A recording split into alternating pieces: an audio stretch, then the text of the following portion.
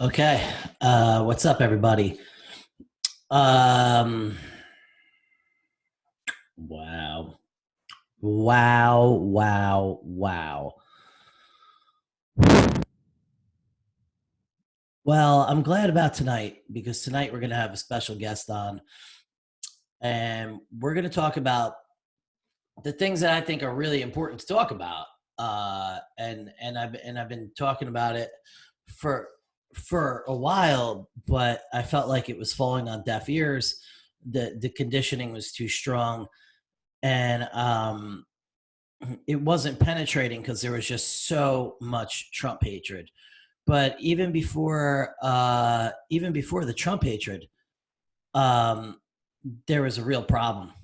There was a real problem, and that problem was globalism. Its impact on the environment, and not only its impact on the environment, but its impact on humanity and how basically it was slave labor. So we have a congressional candidate who's running for Congress in upstate New York, Rockland County, part of Westchester. Very interesting gal, and I can't wait to talk to her. Hopefully she's here. Hello there. Okay, you got to turn your volume up. Here we are. Okay, good. Can you hear me now? How's it going? It's going good. Can you hear me? Yes. Okay, good. Where are you? I'm in my apartment. Nice. Yeah, it's sophisticated studio. That's pretty cool. Yeah. How Brooklyn? what? Brooklyn? Yeah, in Williamsburg. Yep. Nice. How is it there with the whole coronavirus going around? Probably the same as Rockland, like overrated.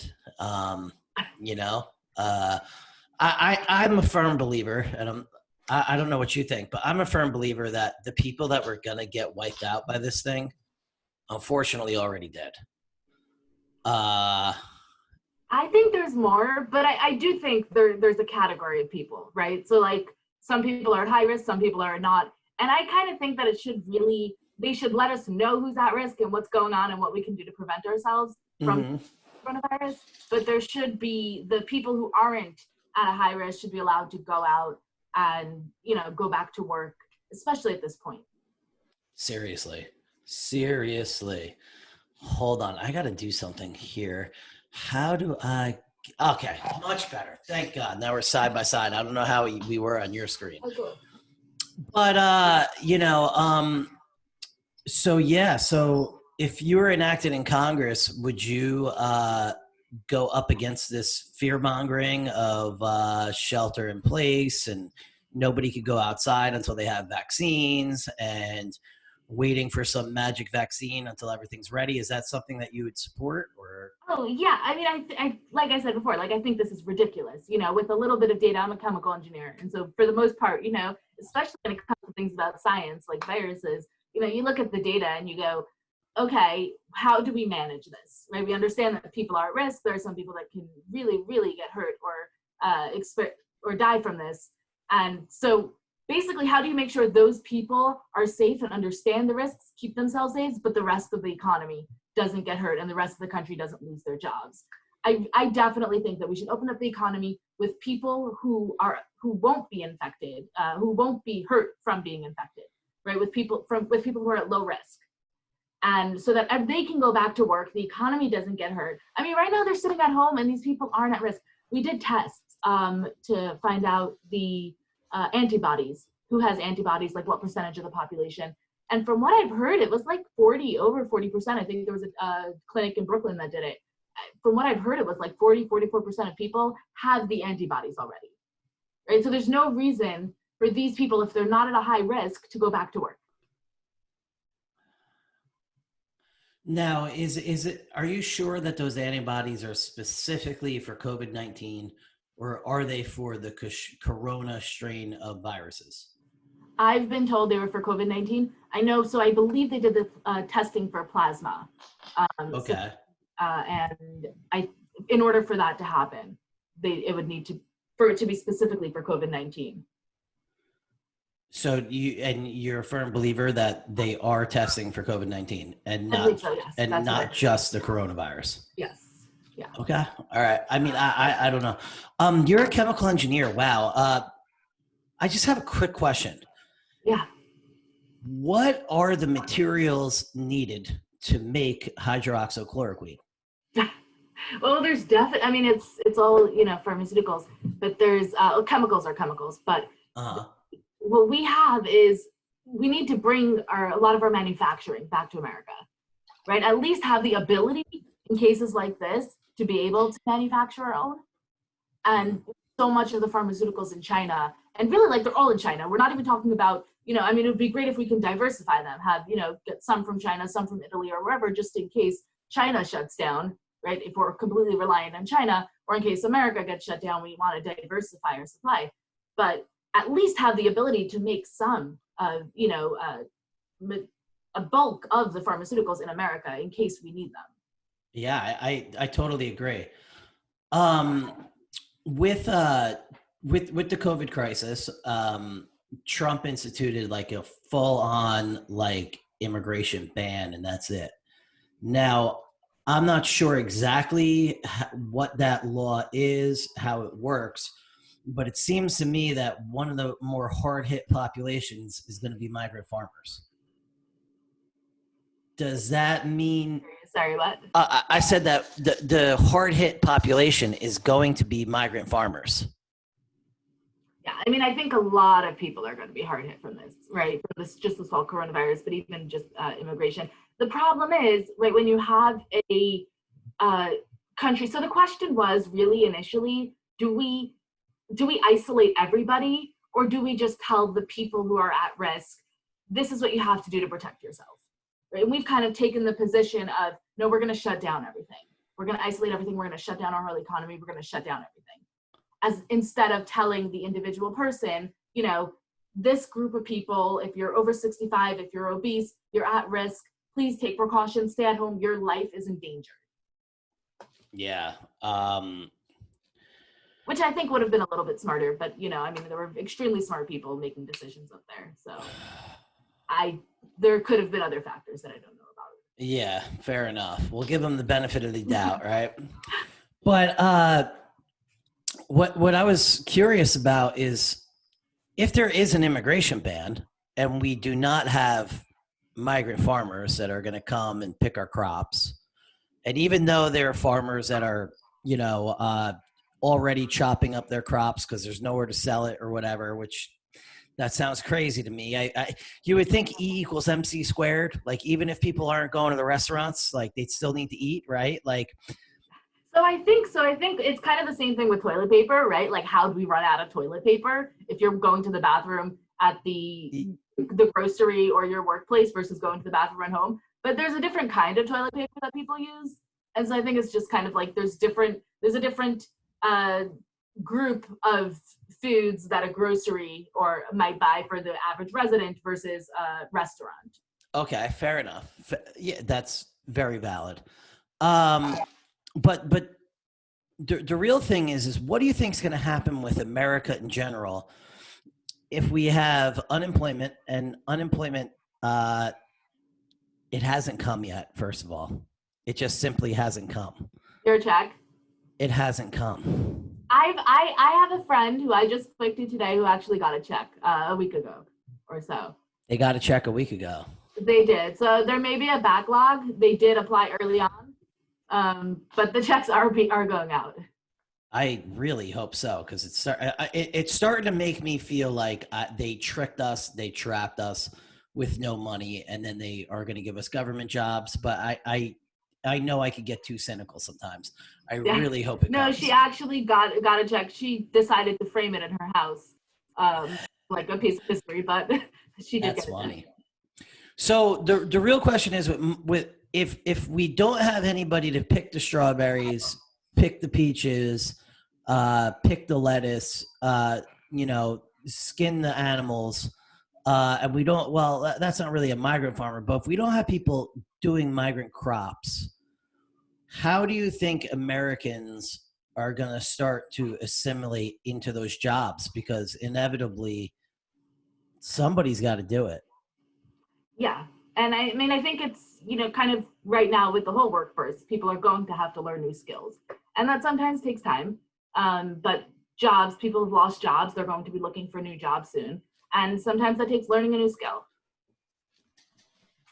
Now, here in New York, what I believe is going to start happening more and more is food is the major commodity in which they have leverage on us with.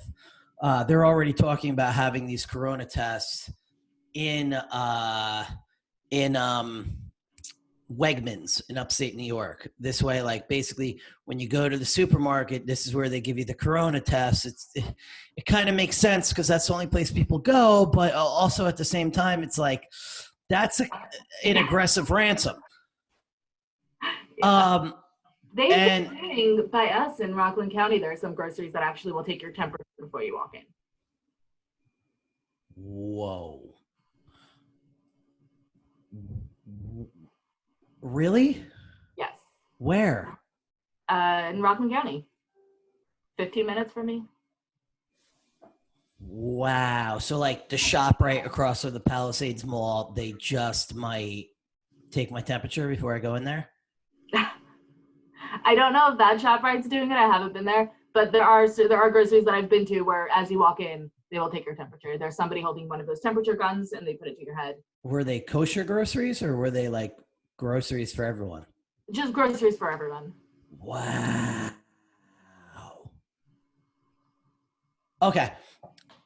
I'm this is like for somebody like me, it's like I have PTSD episodes every single day as this thing rolls out. Every single time Cuomo speaks, I'm like, but it's okay. It's okay. So what are some other things that, so basically what I've been saying this whole time is that globalism, no matter how you look at it, is the most harmful thing for the environment. If you look at the towns in like Indonesia or wherever they make Nike and the runoff and what those factories do to the surrounding environments and how they absolutely exploit the people that live there, where they could like afford like one chicken a week and stuff like that. What do you think that this is going to finally end this globalism and bring back local manufacturing? It's hard. So there's two different political parties, major political parties, and they each kind of have components of this where one advocates for more globalism, right? And you do see that it's not the safest thing, right? If we're talking about security for the people in this country, globalism is not the best option. You want to make sure the people are protected, and the other countries, as nice as they may seem, at the end of the day, if there's a war or a pandemic, it's up to you to protect yourself, right? They're not coming to you to help you, right? It's your country that has to protect themselves. And so when you have these other countries that, we've sold a lot of our manufacturing there, even China, right? Why do we do so much there? One of the reasons is we have regulations here that are stricter on our environmental policies, whereas they're not as strict, right? So the question is, do you bring the jobs back to America and have the companies clean up their feed, or do you leave them in China where they're still dirty? And so, while the same party's advocating for leaving them in China, that party's also advocating for cleaning up the environment. And, so it kind of, there's a lot of things that just sometimes people use as political hooks to make a statement, but there's a lot of different factors when you talk about the world at large that need to be accounted for. And I think it's a great idea to bring the jobs back to America. Just in terms of security, we have rare earth elements. Rare earth elements, one of the things they're used for is weapons. Why are over 90% of them made in China? Right? What happens if China goes to war with us and decides not to sell us rare earth elements? And what happens if we deplete our whole entire treasury by giving everyone money for this coronavirus and the government doesn't have any money left and China decides to strike? So that's the problem. That's a big problem when it comes to the amount of money. Right now, everybody's gonna, getting comfortable or gonna be comfortable with getting a check from the government. And obviously, the Democrats love that. The Democrats, right? Their idea is to get people comfortable with socialism. that's, living off of the government. But when when people are comfortable with that and they're living off the government and they're okay with the check they're getting, the problem is that doesn't last, and that can't last. So at what point do we break, and how long do we hold it off for in this ideal dream that the government could actually pay for everyone's lives forever? And you're right, it's a problem. If we all run out of money, right, everybody's going to be in for a shock. But it's the idea that, we need to be adults and look at it and say, no, the government doesn't have an unlimited supply that they can provide to us. So the question is, do people who are not at risk go back to work? And the people who are at risk, the government can either tell them, it's best advised to protect yourself, and the government can help them out by giving them money, or just give everyone money and then run out of our money sooner. Right? It's a balancing a budget. It's the first thing you do when you become an adult.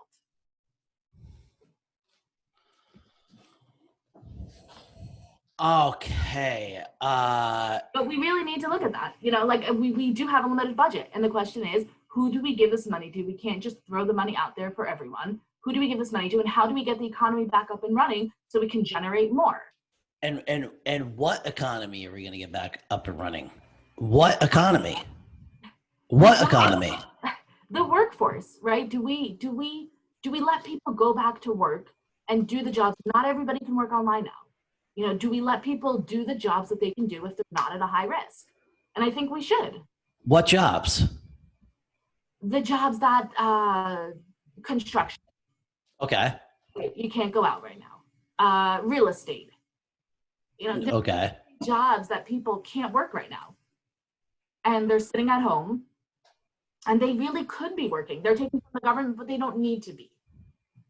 Okay. So say, I don't know how many foreclosures are is Terrytown in part of your district? Yes. Okay. Yeah. So let's say there's a place in Terrytown that so-and-so owned, so-and-so's wife died, he died 5 years later, and they didn't leave behind any other family, but they refied the house, and now the house is in foreclosure. Okay. And the bank is insisting on getting, say, $600,000 for this house. Yeah. What do you say to a homeless person that goes to that house and goes, what? It's bank owned? I'm not stealing it from anyone, just a bank. I'm going to go squat in that house. I guess that could become an issue depending on the squatting laws, but hopefully the economy and the workforce will open up sooner. I'm kind of using those words interchangeably here, but hopefully it'll open up sooner, that, they won't be squatting for that long, but I guess that could be a possibility.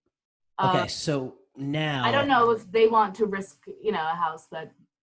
So said family or said couple moves into house.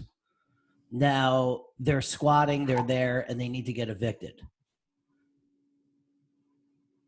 Does the bank really have any standing saying that this house that was under a predatory loan that nobody could afford in the first place, we need $600,000 for this house, we need to kick this person out on the street? Will they have real leverage for that? So it really depends on, obviously how long they were squatting, right? You're squatting for 2 weeks. It's you don't own the property, right? So I don't think it's really going to be a concern in this case. I just don't think the time that it'll take for the workforce to open up again is enough time for someone to have legal squatting rights. So would you? Who would you? So don't recommend anyone. Don't recommend. Yeah. Who would you get behind though? Who would you support? Would you support the squatter, or would you support the bank?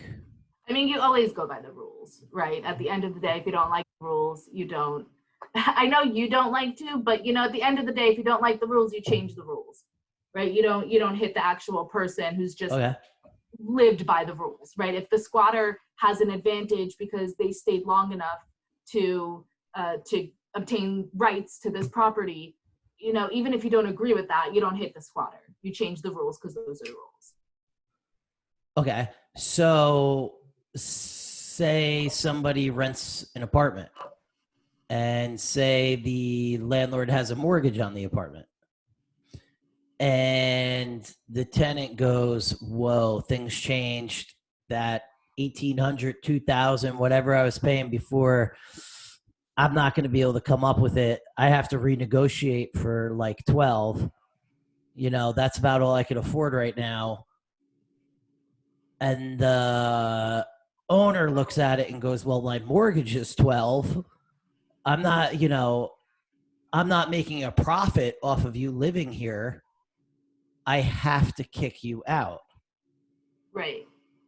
I mean, I think people have, that's actually a case that someone I spoke to the other day had, where they owned a property in Arizona. They lived in New York, and they had someone renting from them in Arizona. And the question was, are they going to move out?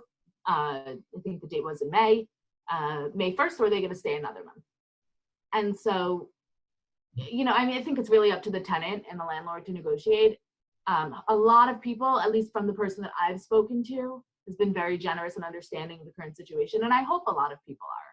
You know, I hope a lot of people can understand that we're in a difficult situation right now. And, you know, the person living in your apartment renting from you may be struggling as well. And just kind of being understanding of that, especially as these leases come to an end. Okay. So the thing is, though, is leases will come to an end. People will reinvent their life and get new jobs. The money might not be the way it was before. Okay. And I actually, a lot of people, and I know a lot of people in government and people not in government, believe that the economy is going to go just, you know, right away, go back to the way it was. yeah. Okay. I'm a little bit more skeptical, but, you know, we'll see what happens.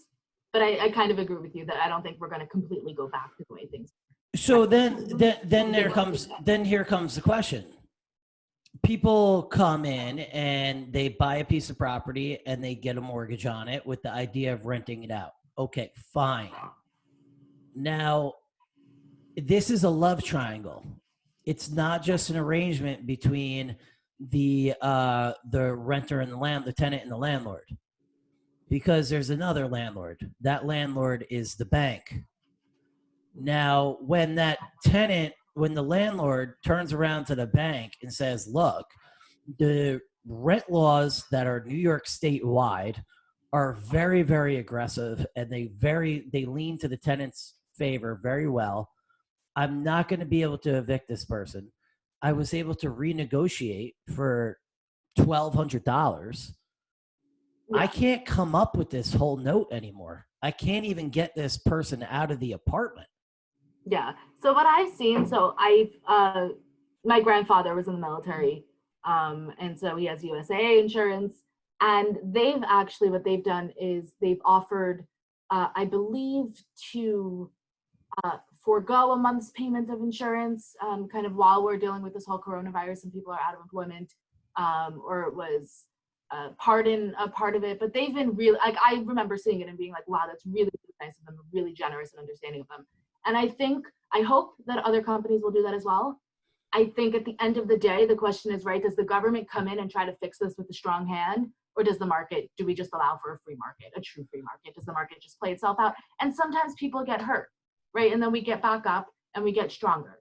But yeah, you know, which hand do you really play? But what I want to get at is, what are we going to do when the tenant can't pay the rent? They have a family. They're not going to be able to kick them out through tenant court because the rules favor the tenant way too much. The landlord is stuck at a mortgage that he can no longer come up with the note for. What is the bank going to do? What is the bank going to do? But like USAA has a bank also. They're also a bank.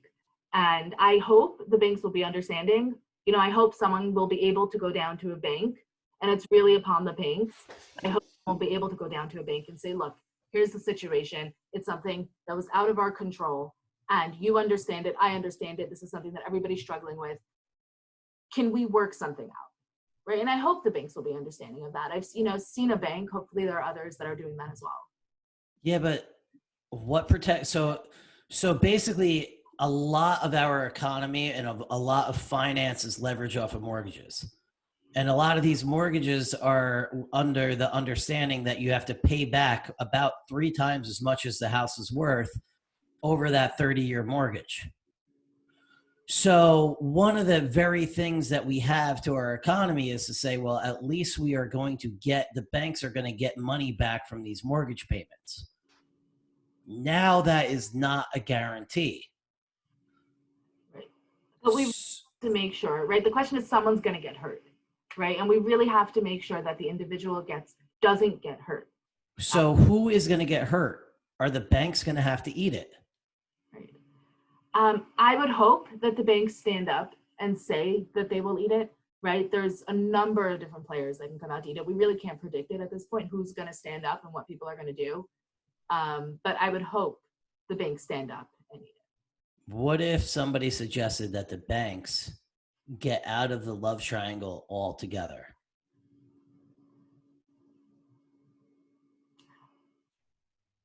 Right now the system's not created that way. If somebody wants to, go on their own and create, a system that works that way, they can go ahead. But I think the bank does provide a very crucial and a very big benefit to the individual. So, when an individual gets a mortgage. So I think people kind of do need the banks, and the banks are doing a big service to the individual. We'll just hope. And I think the banks. Do you know what mortgage payment stands for? Stands for? Like what it meant in like French?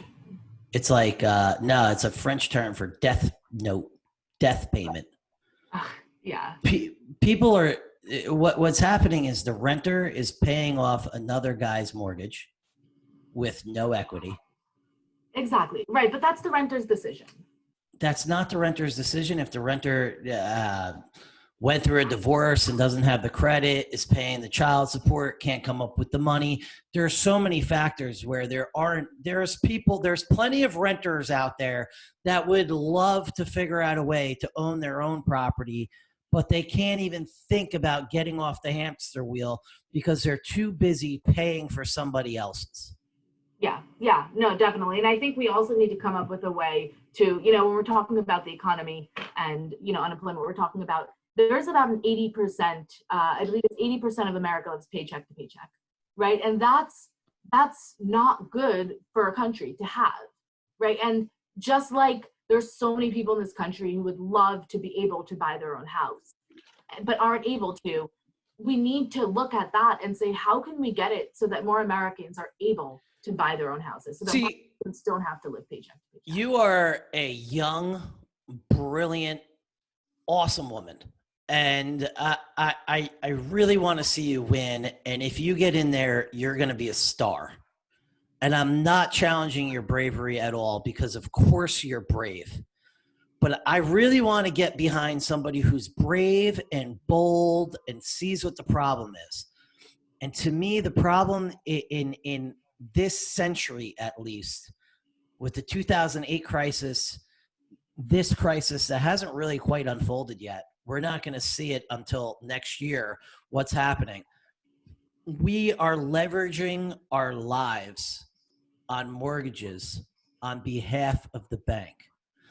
The value that the housing holds in New York City and in the tri-state area is completely out of touch and out of base with reality because of certain rich people's ability to obtain a mortgage. And they are preying off the poor to fulfill that debt. And the poor get nowhere. We need somebody who's going to be brave enough to stand up and say, we don't want the government to end up taking over all the property, because that's exactly what's going to happen when they cancel rents and cancel mortgages. We want the free market to still be in housing, but we need to get rid of this predatory system where the poor are paying a rich man's mortgage and walking away with nothing. Yeah, Yeah, it's definitely a system that we really, really need to fix. And I think it's not. I think it's something that a lot of people in New York City realize, and feel very much. Right. First of all, even if they could afford it, they feel like they're paying an exorbitant amount for rent when they don't need to be. There's no reason. Or how many square feet do you get in New York City? You're getting a little small apartment to live in New York City, and yes, you pay more for the location, but at the same time, there isn't really that middle class housing, right? What if we need to live here for a job, but we just want to pay a normal fee for an apartment, right? We don't need to live in the Trump Tower, right? You just want to live in an apartment so you can live near where you work, or you can live near the city, or even where your family is. And I think if the government does buy over all these apartments that may or may not go under, it's only a risk for the government to control the pricing more.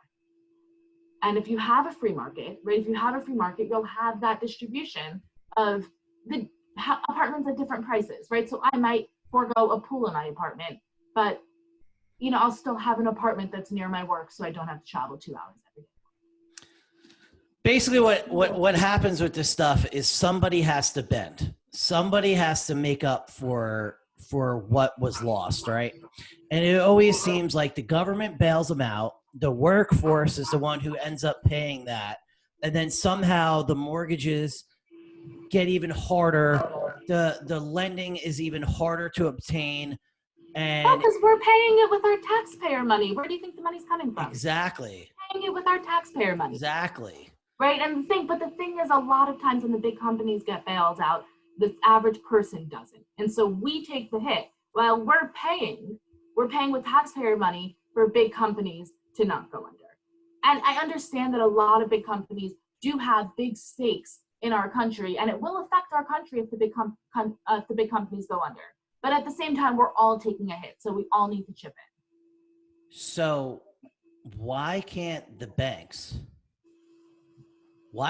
banking, that's been the reason why we are paycheck to paycheck is because everyone's so busy keeping up with somebody else's mortgage that their whole entire wealth for their whole life is going into somebody else's mortgage. And the rest of the money from your paycheck is going to taxes, especially in New York. I mean, what percent in New York City, what percentage are you paying taxes? I mean, a crazy amount. And that's going into a mortgage bailout too? Again? So when we need people we really need people in politics who stand up for the person. We need people in politics that stand up for the individual. Yeah. And we need people in politics that stand up for a free market. Yeah. At the same time. At the end of the day, if you don't have someone looking out for the person, if you don't have someone saying, no, I've been there, I've experienced that, this is what's going on, you can't hurt the person. If you don't have someone looking out for the person, you just get someone looking out for those at the top, those within that group that don't look out for the person. And they just do what's in their best interest, thinking, well, I'm going to get your vote anyways. Thank you. So what we really need to do is we really need to change the housing model and tell the mortgages this, thanks. However, the path we've gone down with mortgages has led to this. It doesn't work. Yeah, we need someone looking out for Americans, right? At the end of the day, whatever happens, whatever we're going to hit next, the question is, whose voice is heard, right? Is it just a bunch of people that, we'll give them checks to silence them and not listen to their other issues that may happen down the road or may occur, or how to actually improve their lives, looking at an entire, a full scale picture and saying, this is what the average American is struggling with, and this is what we can do to alleviate that. If you just have people who don't actually prioritize Americans, what you get is our businesses going to China, right? All of our jobs going to China, and we get a crummy virus, right? So you need people in politics, and it's nice because I think for a long time, we've had people in politics who haven't been looking out for the individual, who haven't been prioritizing the individual American. And a lot of people have been waking up to that. saying, no, we are able to have a voice now and we want a voice. I totally agree. See change from that. Totally agree. It takes enough people getting up and really talking. So now the other thing I'm so glad we were able to come to this with banking and mortgages and housing lending. It feels to me the number one thing we need to do is make sure we don't have a NYCHA for all, which I know that's exactly what they want. The progressives want to take over all property. That is their number one dream. Okay. Oh, I think why they're loving this, and when you see with the Democrat governors versus the Republican governors, right? The Republican governors are opening up business again, right? They're talking about opening up business soon. The Democrat governors, it looks like they're planning on keeping business closed for a while. And the idea is what they want is to have everyone under a government program, everyone getting a government paycheck under a government program, comfortable with socialism. So as they plan on pushing socialism forward and forward, people are already comfortable with it. And once you get someone comfortable with it, right? What do you think the whole healthcare for all, right? They pushed that forward so much because they knew if we can just get it through and get people comfortable with this healthcare system, we'll have a much easier time keeping it than the person will taking it away, right? And now we're having such a hard time taking it away because they got it through. And it's the same idea, I believe, that they're trying to do with socialism now, where they're trying to get everyone onto government programs, then get comfortable relying on the government, living off of the government, so that they can have an advantage and an easier time pushing socialism forward in the country. So I totally agree. It's so scary. So what I don't think people realize about socialism and central control is basically what we're looking at with our form of capitalism that we have right now, especially under this whatever this nonsense is, this quarantine, is it's only the corporations that are open. It's only Home Depot, it's only Walmart, it's only Target, it's only the pharmacies, and it's only the couple food stores. And that is an Amazon and FedEx. It's only these major corporations that are open. And that's exactly what socialism is going to look like. Central control, central domination. Oh, and a bunch of people worried when their check is coming, where they're going to get their money from, because you know what's happening in New York City. You can't get a hold of the government. You try to call unemployment, right? You know how many, you're waiting 6 hours for it to be the next day, right? You're not getting a hold of someone. It's extremely, extremely difficult to get a hold of someone. And that's what socialism's like, right? When you need a problem, when you have a question, the government doesn't care about you. And the bureaucrat definitely doesn't want to get in trouble trying to help you. Oh, yeah. The bureaucrat's going to be say, sorry, sir, sorry, ma'am, nothing I could do. Sorry, sir, sorry, ma'am. That's unfortunate. There's nothing I could. Basically, what people don't realize is socialism and the corporatocracy that we live in right now is not going to be that much different. The only difference is instead of Lyft, the state is going to own Lyft, and that's going to be the only difference, and they're going to waste the money anyway. So it's just... the system is broken down, right? Just the fact that right now we're living in a period where the individual who wants to live the American dream can't right now, right?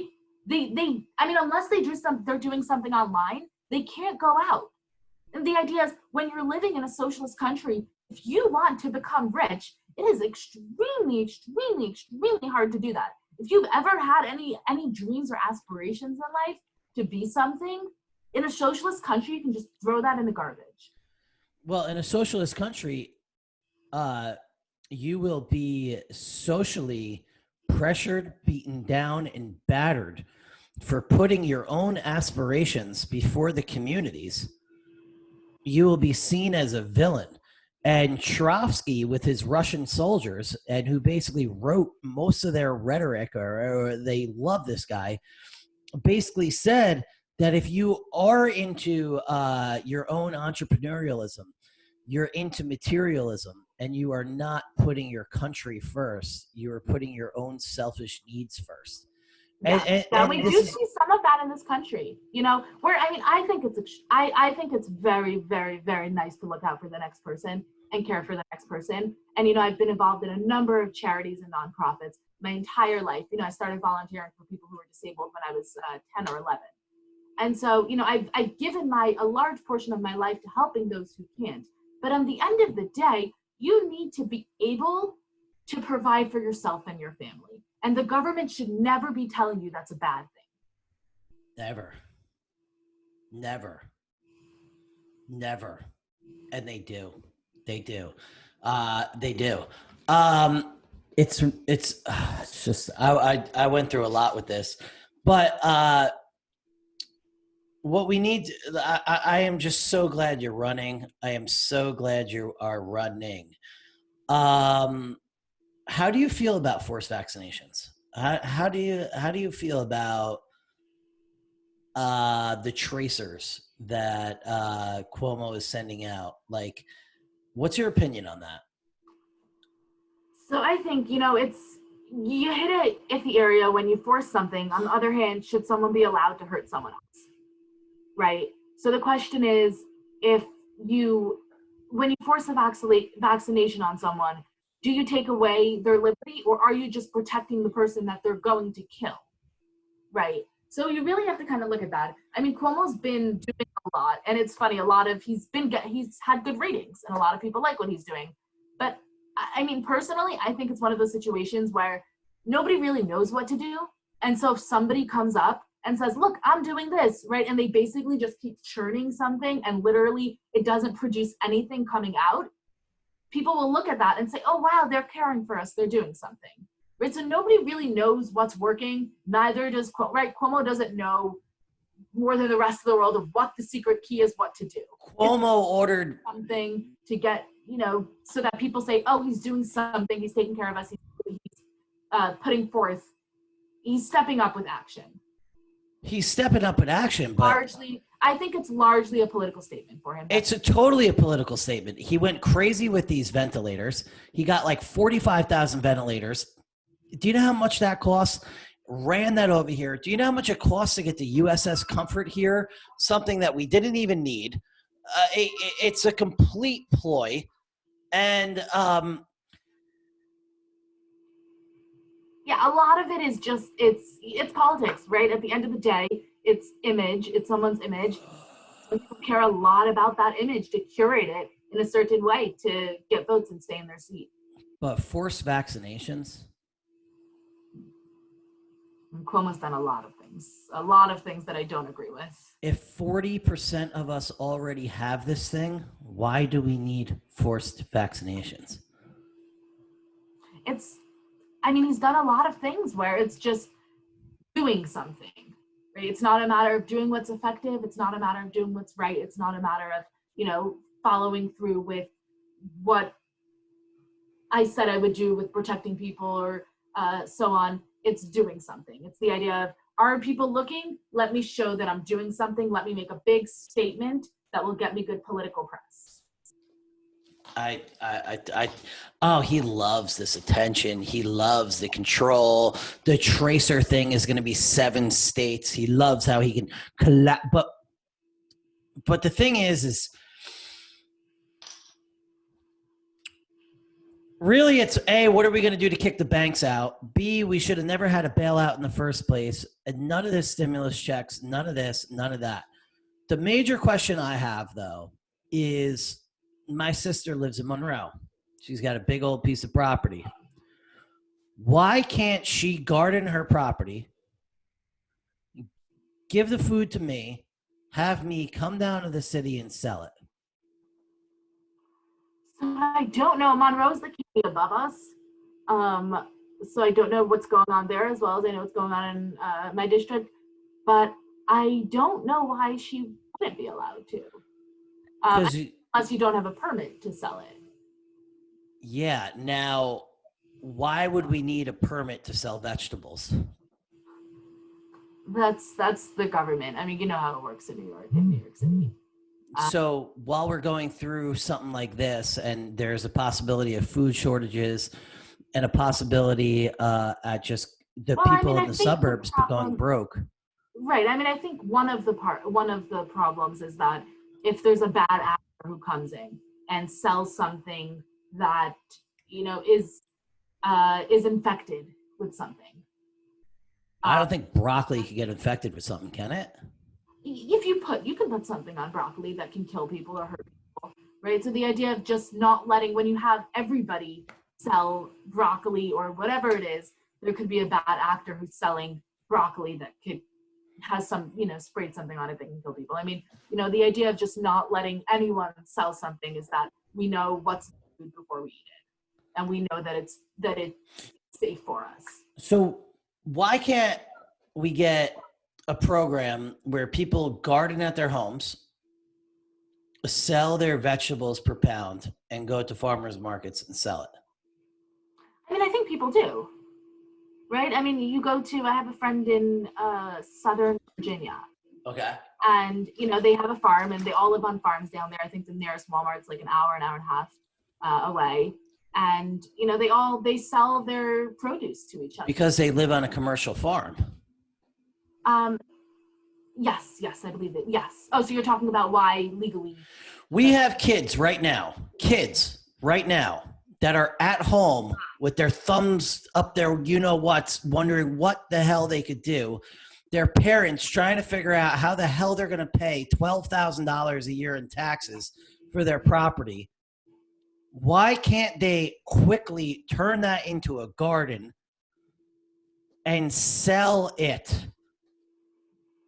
I mean, if we're looking for like jobs for kids, there's so many jobs that kids can do now. And it's actually an opportunity, right? Kids, a lot of them are doing Zoom classrooms, and they have a lot of free time on their hands. Right? You don't have to take the school bus. And however, I think my little brother's school bus is about an hour. I remember mine was as a kid.